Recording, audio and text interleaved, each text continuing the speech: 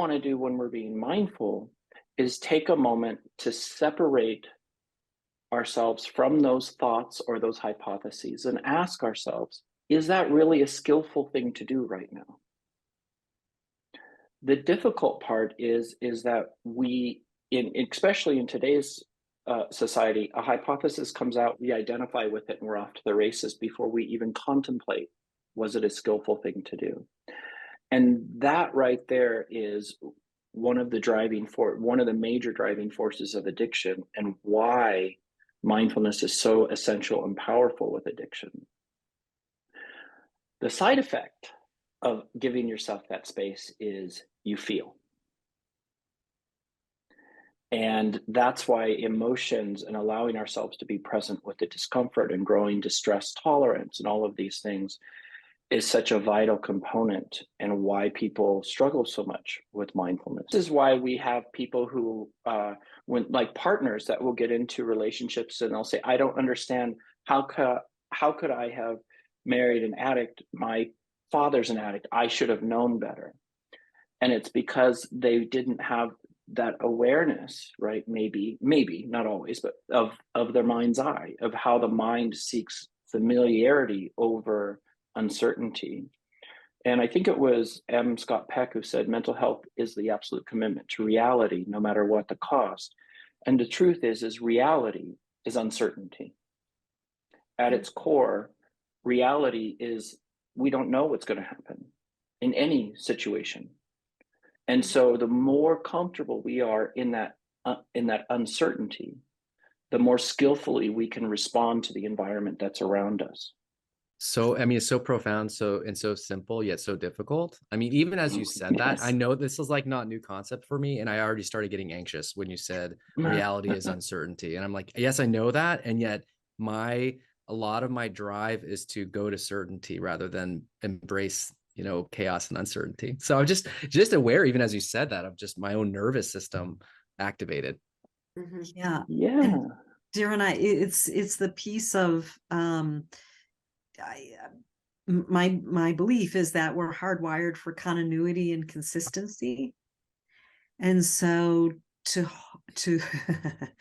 oh boy, I love that laugh. When that laugh comes out, she's battling with something. Yeah, and the reality is change is inevitable. How to get comfortable with that, though? Yeah, well, I think, there's a wonderful saying, and actually I think I learned this saying. It's actually technically a Buddhist psychology saying, but I think I learned it from my training with Dr. Patrick Carnes. But oh, no, I think it wasn't from him. But anyways, if it's in the way, it is the way. Mm-hmm. And so that fear that arises when we contemplate the uncertainty, or maybe resentment for the fact that we can't have things the way that we always want them, or shame because we expected things to be a certain way forever. Whenever that discomfort arises, that's where we employ the curiosity, a mindset of curiosity, and move closer to it and invite it in. Or we have a compassionate mind state where we invite it in and we nurture ourselves in response to the discomfort. So instead of shying away or trying to rid ourselves from the discomfort, we move closer to the discomfort and allow ourselves to be present with it, abiding and trusting in ourselves that in time, that we're going to be okay, that we can survive with that discomfort. And listen, this is not easy. But then at the same time, that it won't be that way forever, regardless of what our mind tells us.